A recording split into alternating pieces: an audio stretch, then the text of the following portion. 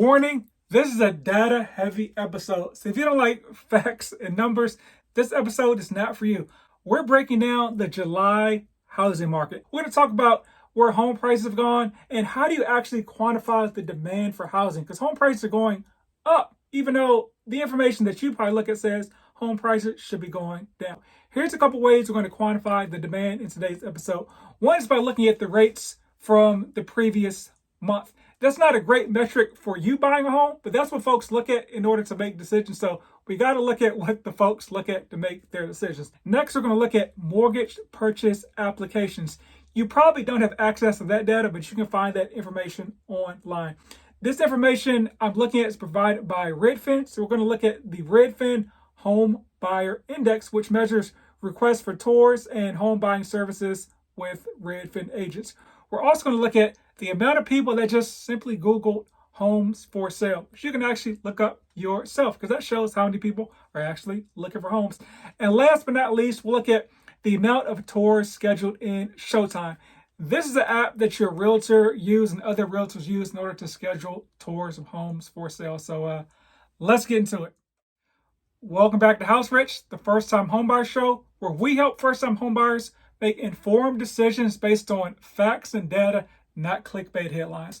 I'll use my 7 years of experience as a lender, an underwriter, and a realtor to help you cut through the fog of clickbait headlines and confusing mortgage guidelines. New intro, how do you like it? But let's get into leading indicators for demand in the house market. Let's jump into interest rates. So interest rates went down from the previous month slightly. I'm not going to read the numbers because who knows when you watch the video, so the data may be stale. But it's important to know that folks look at interest rates on a weekly basis sometimes to make their decision, especially when you're reading headlines. You may hear interest rates have gone down to 3-week lows. So now folks say, hey, now it's time for me to go out and look for a home.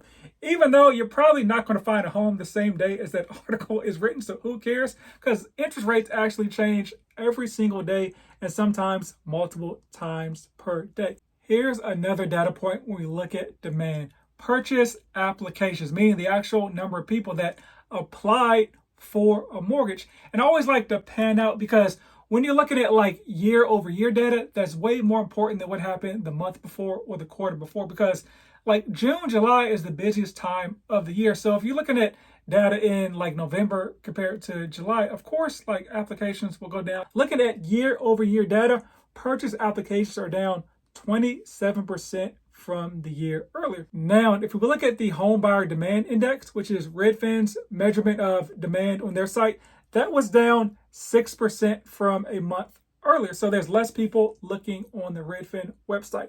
Also, if we look at just kind of everywhere, Google, my favorite search engine, and the amount of people that are searching homes for sale, meaning that they're going to Zillow, Redfin, Realtor.com to find homes for sale, that is down basically 8% from the month earlier and about 11% year over year. So that is a significant decline. And if you recall, June of 2022, the peak of the housing market before demand started to go down because the Federal Reserve was increasing the cost to borrow money. Now, if we look at Showtime, which is an app that's used to schedule showings, as of August 6th, that is up 7% from the start of the year. And comparing it to the previous year, there was a 5% decrease at the same time this year. So those are really some of the major indicators when we talk about demand in the housing market. We're going to jump a little bit further into more data. All right, so let's get right into this July housing data. The average home price nationwide is up to $381,225. This is a 3% increase from the year earlier. And of course, you're thinking this is because the lack of supply. I agree, there's a lack of supply. There's really no indications that supply will increase.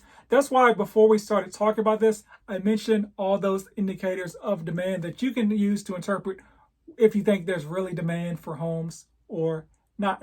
Having said that, of the 400 metros which this data is pulled from, home sales have actually declined in 12 of them. So the biggest declines were in Austin, San Fran, and Phoenix, with Austin being down 10% at the high. These are markets where home prices ran up super high during COVID. So they're not down overall if you look back like 3 years. And as I always say, you really should not be looking to buy a home unless you can own that property for 3 to 5 years, whether it's living in it the whole time or renting the property out for a little bit.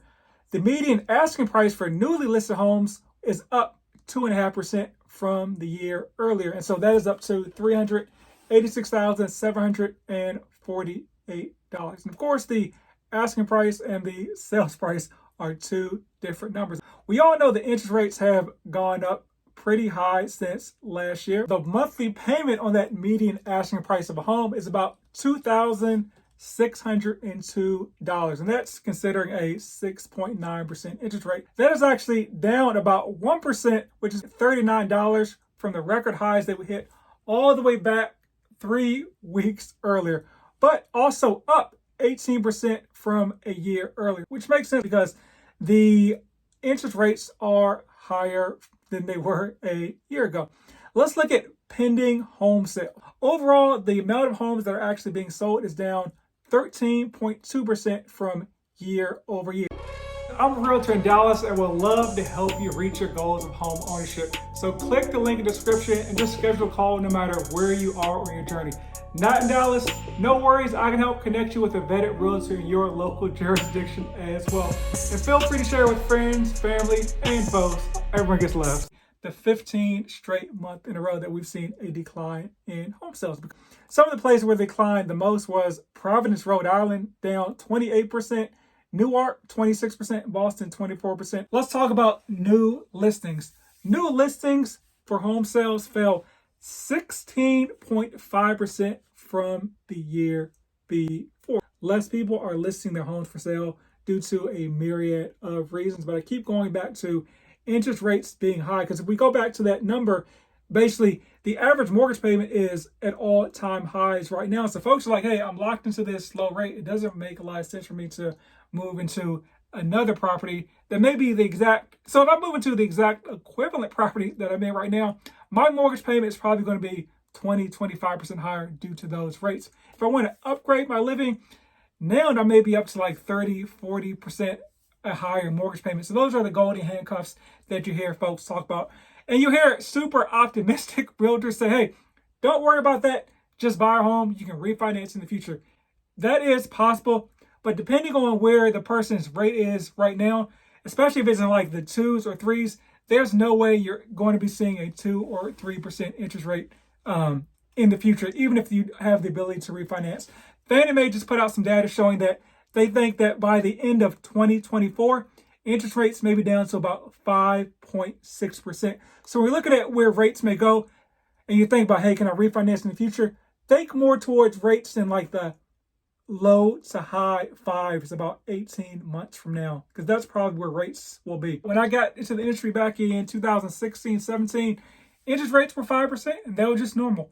I remember when rates dropped into like the mid 4s, I was like, wow, rates are in like the mid 4s. But that's kind of where rates are historically if you look at a rate chart. Now, if we look at active listings overall, which is the number of homes listed for sale in any period during that time, they dropped 17.9%. That's exacerbated the lack of inventory. Having said all that, we talk about, is it a buyer's market? Is it a seller's market? So by definition, a neutral market is when there's 6 months of inventory. That means if a home was never put on the market from today for the next 6 months, another home, that all the inventory will be gone in 6 months. Neutral market. So right now we're at 2.7 months of inventory. So per that definition, we're still in a seller's market. But let's talk about what happens when people actually put their homes for sale. 43.6% of homes that went under contract had an accepted offer within the first 2 weeks on the market. This is actually up 41% from the year before. Now, homes that were sold on the market still have about a median days on market of 28, which is up from the year before as well. The homes that are going quick and that are priced right are going quick is what you should interpret from that. So the opportunity I like to tell y'all in the market is that, hey, with rates are so high, there's less demand. That's the opportunity now to make kind of your low ball or Hail Mary offer that you couldn't have made like a year or a year before that. But also, don't be trying to lowball people when the home has been on the market for like 1 or 2 months. It's a waste of your time and a waste of their time, and also a waste of your realtor's time. Please wait till you see homes in the market for like maybe 30 or 45 days or maybe 60 days before you start putting in these BS offers that you really don't even think will get accepted in the first place. 35.3 homes have sold above their final listing price, which is down from 42% the year before. And on average, 61% of home sales each week had a price drop, down about 6.5% from the year earlier. Overall, let's look at what homes sold at based on what they were listed for. The average sales and list price, which measures basically how close to the list price that the home sold for, is at about 99.9%. So homes are still going for what the list price are, meaning that homes are being priced more effectively, and there's still demand for properties, especially at the bottom of the market. This is down from 105% the year before. So basically, the year before, if a home was listed for $100,000, it would go for $100,500. If it in this market, that home will go for $99,900 is how you kind of interpret that step. That's a breakdown of what's happened in the previous market. Hopefully you got some information from this. As always, buy land. Rumor has it they're not making any more of it.